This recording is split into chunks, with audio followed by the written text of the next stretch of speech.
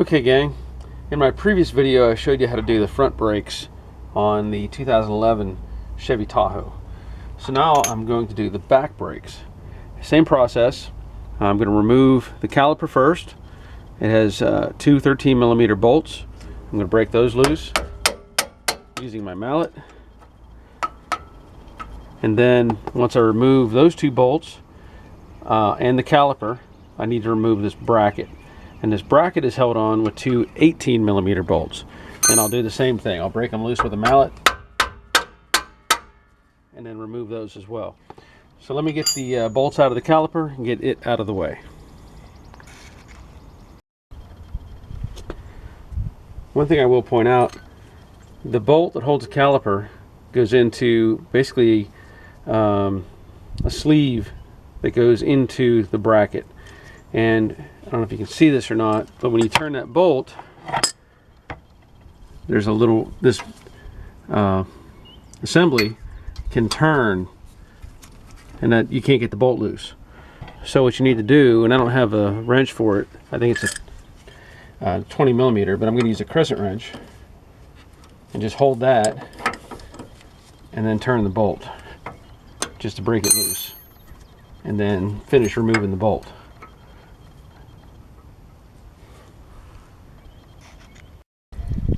Okay, so I have the two bolts out, and these two did have Loctite on them.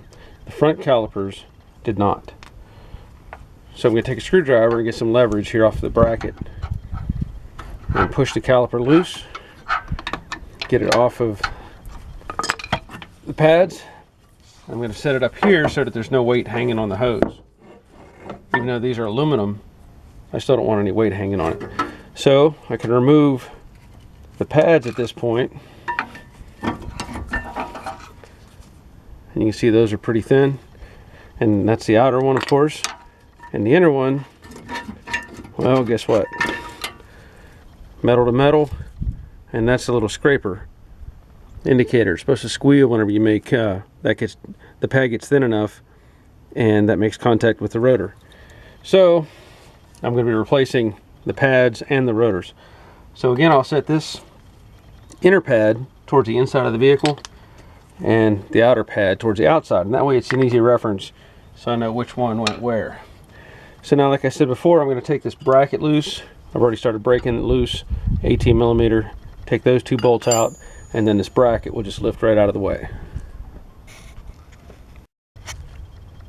Okay, so I have the bolts loose,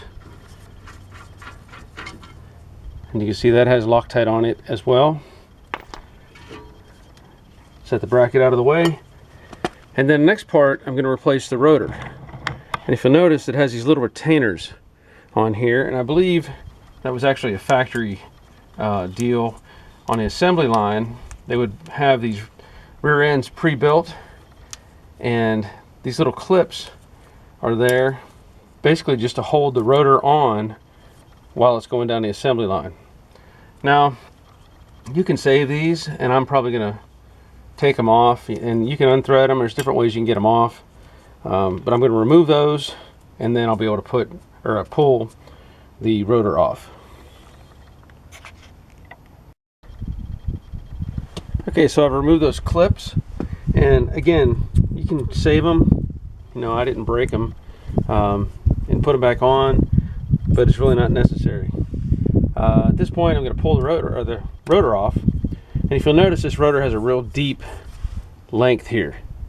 That's because the parking brake is inside of this. This is actually a combination of a rotor and drum. So when you pull this off, that's the riding surface for the parking brake. And you can also see the back side of this rotor is all chewed up. So definitely going to replace that. And at this point, you can get a look at this horseshoe thing that is your parking brake assembly. This one's fine, don't see anything wrong with it, so I'm not going to mess with it.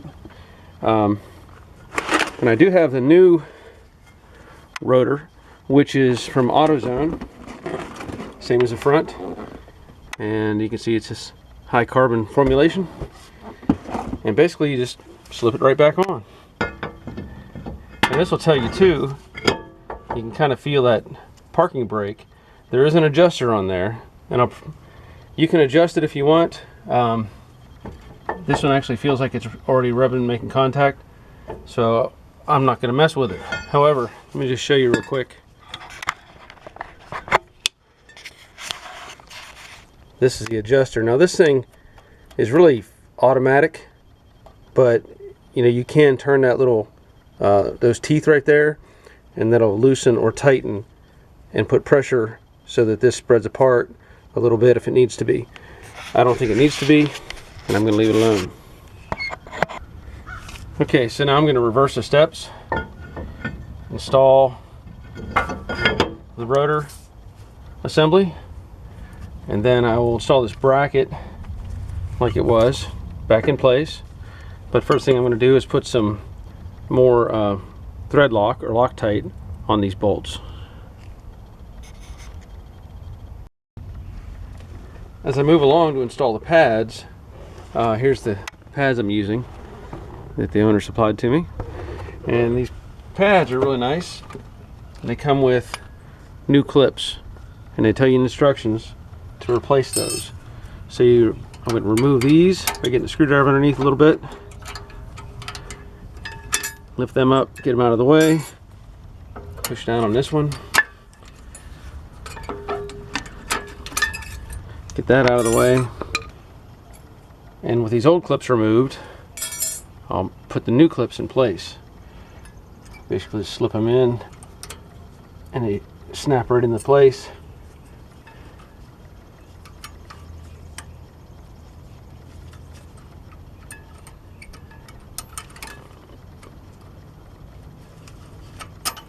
There it is.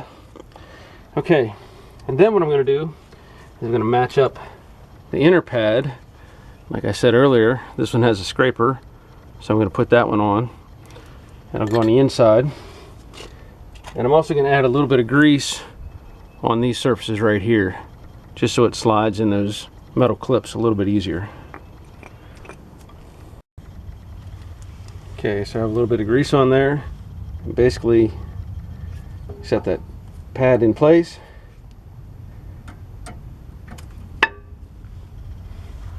Fix that one. And same thing with the back. And you may have to wiggle it around a little bit to get around the clip assembly. And I can't see exactly what's fighting me. There it is. So I'll get that in place, and then I'll move on to the caliper. Okay, now for the caliper, I need to compress the piston back in to the assembly. So I'm going to take one of the old brake pads and this device, which is available at any parts store, just a simple device, costs a couple bucks, and I'll use that to push on the piston instead of trying to push on it with the assembly. And as I'm doing this, I'm also going to monitor the reservoir for the master cylinder, because knowing that this piston has come out a long way, a lot of fluid is going to go back into that reservoir. So let me show you something with that.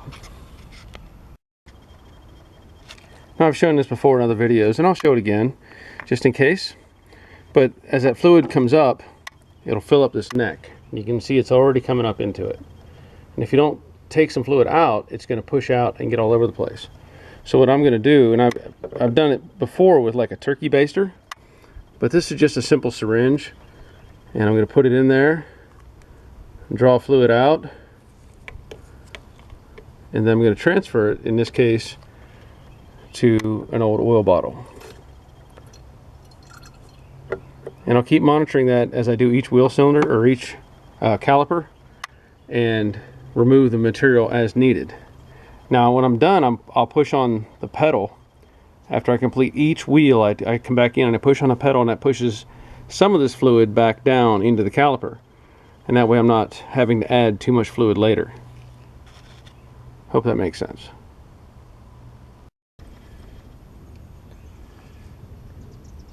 Okay, now that I have the piston pushed back into the caliper, I also want to double check the mounts and make sure these move freely, and they do. So I will then put the caliper over, push in on that receiver a little bit down there, get it lined up. And I've already put more thread lock on there. Basically just line everything back up and put the bolts in. Now at this point, I'll tighten up those bolts, and again, you probably need to use a crescent wrench or something to hold the main assembly there. And I also use a mallet to tighten them. I don't like hitting things with my hands. Kind of wears out your hands. So once that's tight, then I'll go over and make sure that the rotor is clean, there's nothing on it, and that should take care of it. Hope that's helpful. Thanks for watching.